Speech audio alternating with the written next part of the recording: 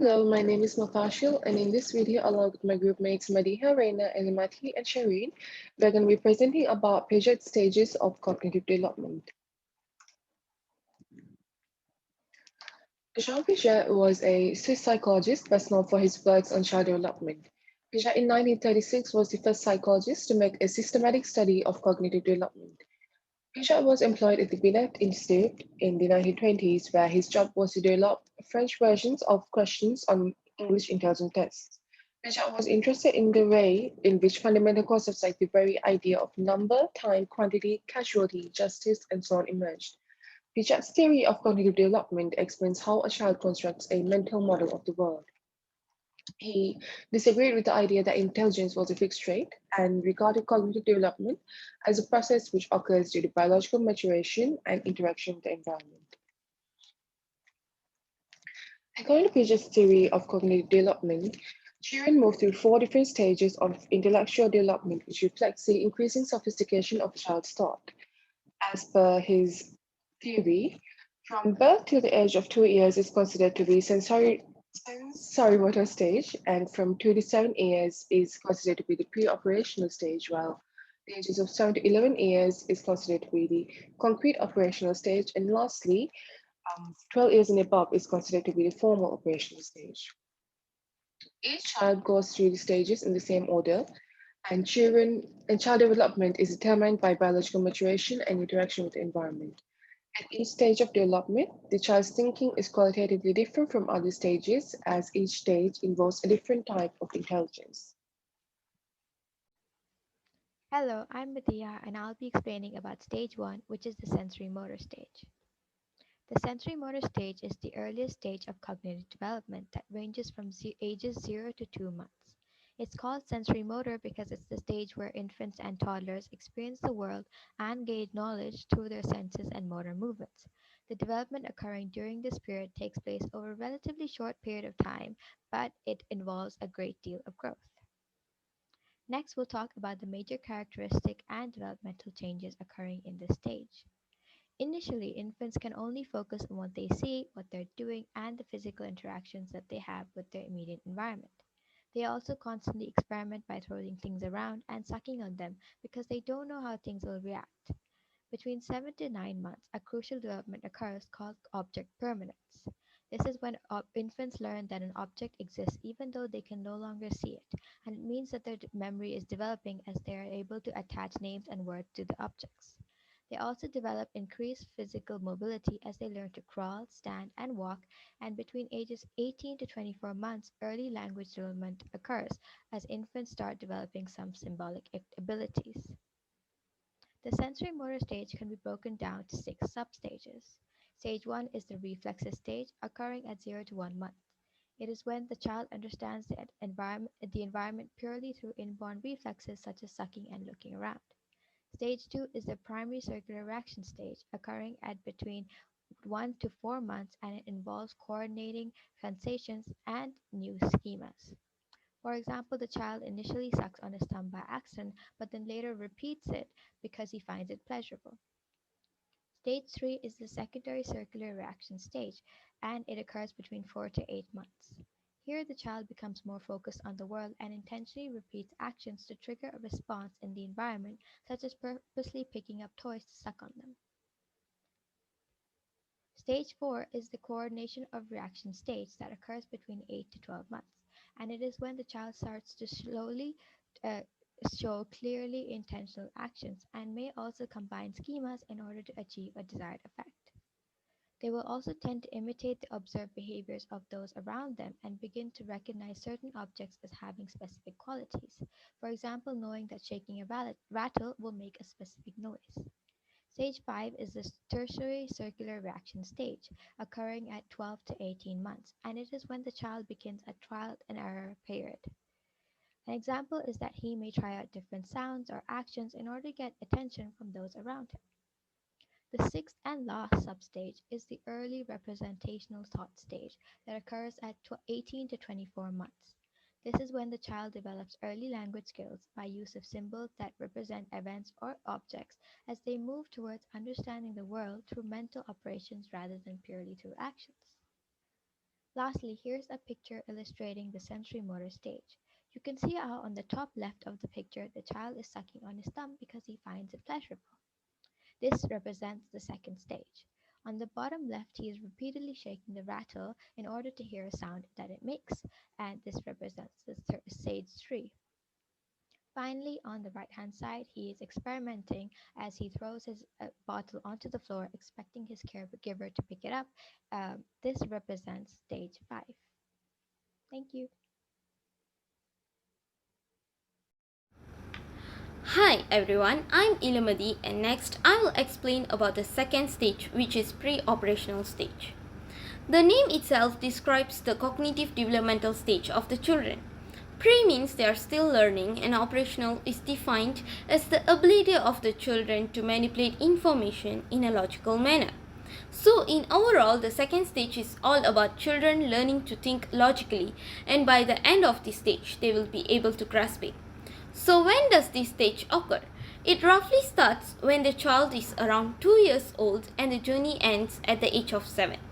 During this stage, the children will be engaged in symbolic play and they will be learning to manipulate symbols. However, they will not be able to think logically. This also includes the inability of a child to transform information, merge, or separate the ideas. There are several key characteristics that describe the second stage. Now, I will explain each of the key characteristics of this stage. The first one is egocentrism. This term refers to the children's inability to view a situation from the perspective of another person. This simply means a child doesn't know that everyone has a different opinion than theirs. This is called cognitive bias. Piaget demonstrated egocentrism in children by conducting a task named Tree Mountains. In this task, children were asked to choose a picture that shows their view of the tree mountains and choose a picture that shows the teddy's view of the mountain. As a result, the children ended up choosing the picture of their own view for both of the questions. Therefore, it just proves that the children at this stage have egocentrism. Next, conservation refers to the ability to recognize identical items regardless of the arrangement, quantity, size, and weight. So it means that children are still in the phase of learning this ability. This was experimented on children by conducting a task. Equal amounts of liquid were poured into two identical containers. Then the liquid in one container is transferred into a different shaped container. After this, the children are questioned on which container has the most liquid. As a result, regardless of the same amount of liquid shown in the beginning, the children always chose the container that appeared fuller. Next, parallel play is the key characteristics where it just means that the children are immersed in their own world, and at this point of stage, the social purpose of language and regulations are not recognized by the children. Next will be symbolic representation and play. This refers to the children's ability to make an object or a term to represent something else other than itself. For example, the boy in the picture uses a banana to represent a mobile phone. Symbolic play means that the child uses an object to represent another item or an event during playtime. For example, using a broom to represent a horse. Animism is another characteristic of pre-operational stage, where the children believe that inanimate objects have human feelings. Artificialism refers to the belief of a child that some natural features of environments are human-made. The last key characteristic is irreversibility. This refers to the children's inability to understand that numbers or objects can be changed and then returned to their initial state. For example, the children doesn't understand that a dented ball is still the same ball but just not with the enough amount of air. Here ends my explanation for the pre-operational stage. Next, my friend will explain her part. Thank you.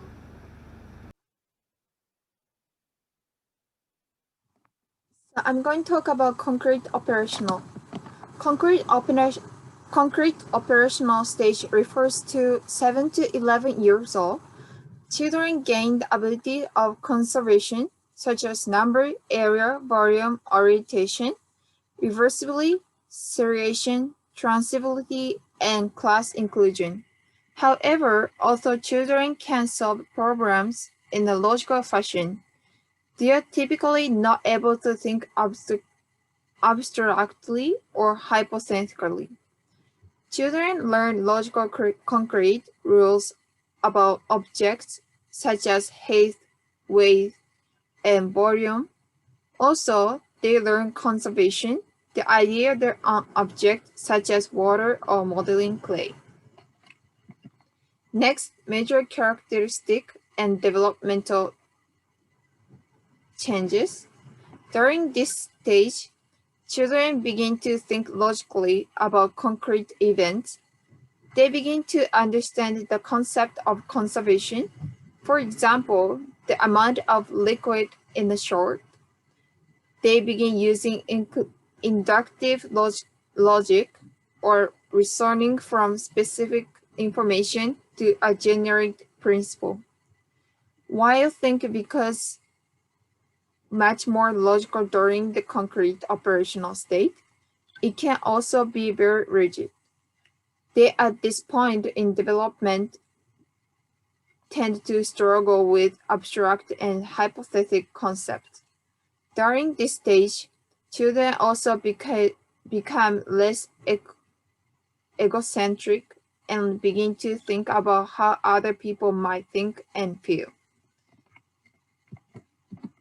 Conservation is the ability to understand the redistributing material does not affect its mass, number, volume, or length.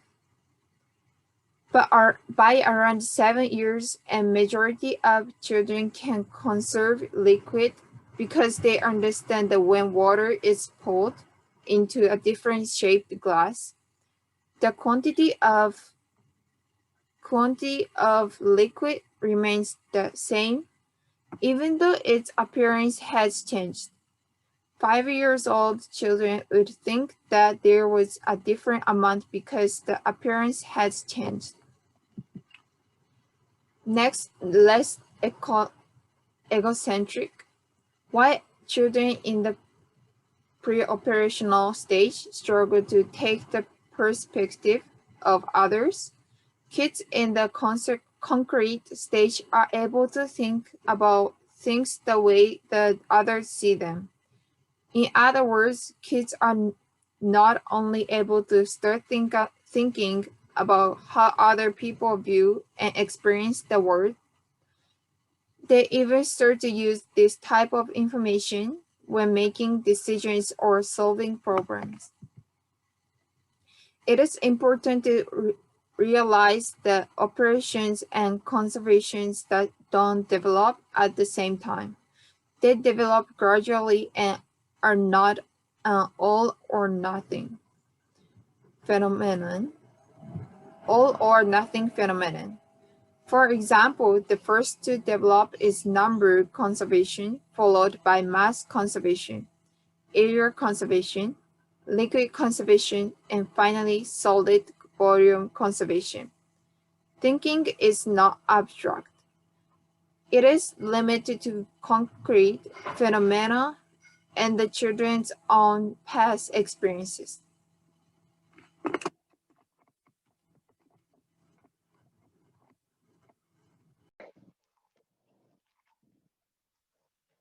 To conclude, before Piaget's work, the common assumption in psychology was that children are merely less competent thinkers than adults. According to Piaget, children are born with a very basic mental structure genetically inherited and evolved on which all subsequent learning and knowledge are based.